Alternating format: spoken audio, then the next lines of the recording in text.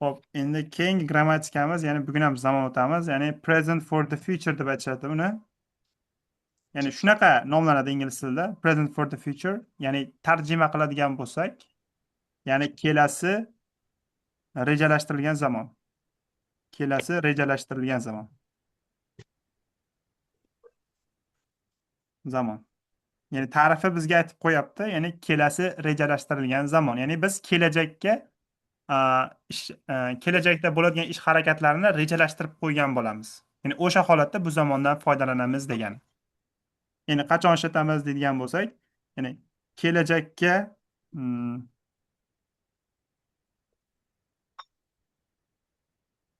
rejalashtirgan ish harakatiga mm, foydalanamiz. Nimani tushundinglar shu gapdan, ya'ni ta'rifdan? Ruxshona, Madina. Orzularimizgami? Orzu yo'q, orzu emas. Bular naqd bo'ladigan narsa, xudo xolasa.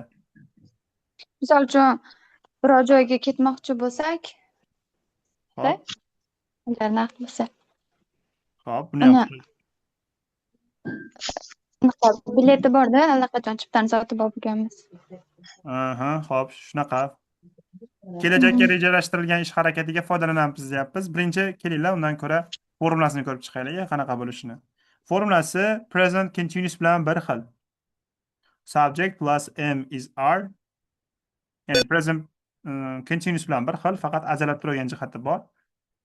Ya'ni unda vaqt, ya'ni kalit so'zda ajralib turadi. Verb ing plus object, ya'ni to'ldiruvchi qismi plus ya'ni future time. Ya'ni kelajak zamon so'zini qo'yib qo'yishimiz kerak. Shu holatda qo'ysak bizda ya'ni present for the future yoki rejalashtirilgan zamon bo'lar ekan. Xo'p, qaysi holatlarda foydalanib qo'yamiz deydigan bo'lsak, ta'kidladik. Kelajakka rejalashtirib qo'ygan, ya'ni misol aytaylik, kundalikka yozib qo'ygan bo'lishimiz mumkin yoki o'sha ish harakati bo'lish ehtimoli juda ham katta degani. Ta'riflab ketyapman. Nasib qilsa bu o'lib qolmasanglar, ya'ni buni bo'lish ehtimoli ya'ni 90-100% deb hisoblasak bo'ladi. Nisbiy holatda, nisbiy degani men shunaqa aytyapman degani xolos. Xohlasanglar sizlar 70 deb olinglar, xohlasanglar buni boshqacha nisbatda olinglar. Tushunish uchun bu narsani sodir bo'lish ehtimoli 90 va 100%. Albatta. Xo'p, qaranglar. Kelajakka reja qilib qo'ygan ish harakatlarimizga foydalanamiz dedik. Ya'ni 25-unitda shu narsani bizga o'rgatyapti ekan. Ya'ni what are you doing tomorrow? Ta'kidladik. Formulasi present continuous bilan bir xil, faqatgina zamon, ya'ni kalit so'zdagina farq qiladi. Kalit so'z faqat kelajakda sodir bo'lgan, kelajak vaqtlarini qo'ysangiz bo'ldi. 2 soatdan keyin yoki kelasi yili, ertaga, kelasi hafta, kelayotgan juma deb gapirsangiz bo'ldi. Ya'ni kelajak vaqtimi, istalgan kelajak vaqtimi shu holatga qo'yib ketaverasiz. E'tibor beringlar, today is Sunday, ya'ni bugun yakshanba aytyapti ekan. Mana aka kundaligiga yozib qo'ygan, ya'ni Monday, dushanba kuni 2:50 da tennis. Ya'ni demak, dushanba kuni 2:50 da tennis o'ynayman deb reja qilib qo'ygan. Ya'ni endi nima deyapti aka? I'm playing tennis tomorrow. Ya'ni men ertaga tennis o'ynayapman. Shu holatda ta'kidlab ketdi. Buni bir hafta oldinmi yoki bir oy oldinmi reja qilib qo'ygan. Hope, for example, they are playing tennis now. And he's playing tennis tomorrow. U ertaga tennis o'ynayapti. Vaholanki hozir emas, u kelajakka reja qilib qo'ygan. For example, we use am is are plus verb ing present continuous. Ya'ni bu holatni ishlatardik. Ya'ni for something happening now. Hozirda sodir bo'layotgan ish harakati uchun. So they are playing tennis in the park. Ular tennis o'ynayapti ayni vaqtda. Endi pastga tushamiz. We also use am is are plus verb ing for the future. Ya'ni kelajak zamon uchun. Albatta rejalashtirib qo'ygan ish harakatimizga. For example, tomorrow or next week. Kelasi hafta yoki ertaga. For example, Andrew is playing tennis tomorrow. Ya'ni Andrew ertaga tennis o'ynayapti deb yozyapti ekan bizga. Misol aytaylik, Kamoliddin is playing football tomorrow deb gapiryapti. Ya'ni bu rejalashtirilgan ish harakatida foydalanyapmiz. Bunga sabablar nima? Ya'ni misol aytaylik, o'sha arenani pulini gaplashib qo'yganligi. Ya'ni bir hafta oldin telefon qilib qo'ygan. O'sha arenaga, ya'ni biz futbol o'ynaymiz deb. O'shaning uchun bu rejalashtirilgan ish harakatiga aytyapmiz. Yoki keyingisi I am nima deyapmiz? I am going to the USA deb gapiryapmiz ekan. Ya'ni men Amerikaga ketyapman deyapmiz. Ya'ni bu rejalashtirib qo'ygan ekanmiz. Endi buni dehqoncharoq tushuntiradigan bo'lsam, misol aytaylik, Amerikaga ketish uchun, ya'ni naqd bo'ladigan holatda turibdimi, ya'ni ishonch bilan gapiryaptimi, qo'lida demak vizasi bor degani. Tushuninglar, ya'ni vizasi qo'lida naqd turibdi. Keyingisi nimasi bor yana Ruxshona qo'lida? Chiptasi bor, tiketi. To'g'ri, tiket bor, ya'ni chiptasi bor. Ya'ni bu ishonch komilda ketadi aniq degani xudo xolasa. Xo'p, keyingisi misol aytaylik, kontrakt bor, ya'ni yoki o'qishga kirganligi haqida ma'lumotnomasi bor. Ya'ni Amerikada prosta yashamaydi. Yoki misol ish shartnomasi bo'lishi mumkin qo'lida. Ya'ni bu sodir bo'lish ehtimoli katta degani. Ya'ni I'm going to USA next week. Kelasi hafta Amerikaga ketyapman degani bu oldindan rejalashtirib kelgan. Chipta sotib olgan bu uchun yoki o'sha vizasi chiqib bo'lgan yoki ish shartnomasi bor degan. Xo'p, yana nima desak bo'ladi? Yoki endi bo'ldi. Multfidan ko'raylik misolni. Be part, I'm doing something tomorrow. Ya'ni men ertaga nimadir qilyapman degani I have arranged to do it. Arrange degani rejalashtirmoq yoki tashkillashtirmoq degani. Ya'ni men shu narsani bajarishni rejalashtirib qo'yganman. Ya'ni I have a plan to do it. Shu narsani bajarishga rejam bor degani. Xo'p, birinchisini o'qing. Madina.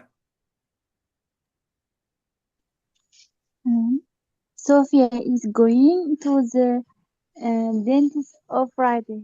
Okay. Juma kuni Sofiya doktorga boradi. Ya'ni stomatologga boradi deyapmiz. Bu oldindan rejalashtirib qo'ygan. Ya'ni bu kelajak uchun hozir qaror chiqarmadida, ya'ni oldindan, ya'ni borishini ta'kidlab qo'ygan yoki kundaligiga yozib qo'ygan. Endi bitta narsa qo'shimcha ma'lumot sifatida boshqa mamlakatlarda, asosan Yevropa mamlakatlarida yoki G'arb mamlakatlarida, ya'ni shifokor ko'rigiga 1 oy yoki 2 oy oldin, ya'ni navbatga turishadida, bizga o'xshab tikka borib ketavermaydi.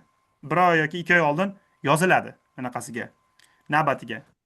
O'sha narsa qavsida beryapti, she has an appointment with the dentist, ya'ni uni uchrashuvi bor shifokor bilan, oldindan rejalashtirgan bu narsani borishini. Xo'p, keyingisi Ruxshona. We are having a party next weekend. Biz keyingi hafta, ya'ni keyingi dam olish kunlari haftada partiyaga boramiz. Parti uyushtiryapmiz. Have a party degani Party. ya'ni nima derdik buni? Parti nima edi? Show. Yo, esimdan chiqib qoldi. Ba'zan. Ba'zan uyushtiryapmiz degan ma'noda bildiryapti ekan. Keyin esa are you meeting your friends tonight? Ya'ni bugun kechqurun do'stlaringiz bilan uchrashyapsizmi? Ya'ni reja qilganmisiz uchrashishni degan ma'noda. Yoki keyin esa what are you doing tomorrow evening? Ya'ni ertaga kechki payt nima qilyapsiz? Endi rejangiz bormi bajarish uchun degan ma'noda. Yoki keyin esa I'm not going out tonight. Ya'ni men bugun ko'chaga chiqmayman. I'm staying at home. Ya'ni men bugun uyda qolyapman yoki uyda qolaman deymiz. Chunki bu narsani oldin rejalashtirib qo'ygan. Hop, keyin esa you can also say I'm going to do something. Bu keyingi mavzuga to'g'ri tegishli. Mana bunga e'tibor beringlar. I'm going to a concert tomorrow. Men ertaga, ya'ni konsertga boryapman. Chunki qo'lida chiptasi turibdi. Ya'ni o'lib bo'lmasa bu boradi degani, o'sha konsertiga. Xo'p, nima desak bo'lar ekan? Lekin bizda boshqa jihati bor. Ya'ni mana e'tibor beringlar, but we use the present simple. Ya'ni dastur asosida bo'ladigan ish harakatlariga, misol aytaylik, programmalarga yoki jadval asosida bo'ladigan ish harakatlariga biz doim present simple ishlatamiz. Buni ta'kidlab berganman. Misol aytaylik, kelajakki ma'nosini bildiriladi, rejalashtirilgan. Misol poyezd 7 da tark etishi rejalashtirilgan, lekin bu jadval asosida bo'ladigan ish harakatlari uchun biz present simple ishlatardik. Misol aytaylik, the train arrives at 7:30, ya'ni poyezd 7:30 da yetib keladi dedik. Keyingisi what time does the film finish? Ya'ni soat nechida tugaydi kino. Bu rejalashtirilgan va tartib asosida bo'lgan ish harakati uchun bu yerda present simple dan foydalanyapmiz ekan. Xo'p, yana bitta bizda taqqoslashimiz kerak, ya'ni compare degan taqqoslamoq. Present continuous, ya'ni usually for people, present simple esa ko'pincha timetables, ya'ni jadval asosidagi ish harakatlarga yoki dasturlarga, ya'ni programsga. For example, I'm going to a concert tomorrow. Ya'ni men ertaga ya'ni konsertga boryapman. Qo'lida chiptasi bor, oldindan rejalashtirgan yoki bir oydan beri konsertga borishini reja qilib qo'ygan yoki o'sha bir oy oldin sotib olgan chiptani. Ya'ni bu insonlar uchun ishlatyapmiz. Endi ikkinchi tarafi, the concert starts at 7:30. Ya'ni bu dastur asosida boradigan ish harakat bo'lgani uchun bu yerda present simple'dan foydalandik. Xo'p, buni tushuntiringlar degan umiddaman. Savollar yo'qmi bu bo'yicha? Yo'q. Yo'q. Hozir going to ni o'tsak yaxshiroq tushunib olamiz. Ya'ni bu yerda mana uni bog'lasanglar bo'ladi. Ya'ni I'm going to USA next week deb gapirgan bo'lsanglar, this qolib ketyapti. I'm going to the USA next week desanglar, ya'ni qo'linglarda vizalar bor, chiptalar bor va ish shartnomalar bor. Buni bir oydan beri yoki bir yildan beri shu narsani reja qilib kelyapsizlar, ketishinglar. Va bo'lish ehtimoli 90 va 100%da. Hop.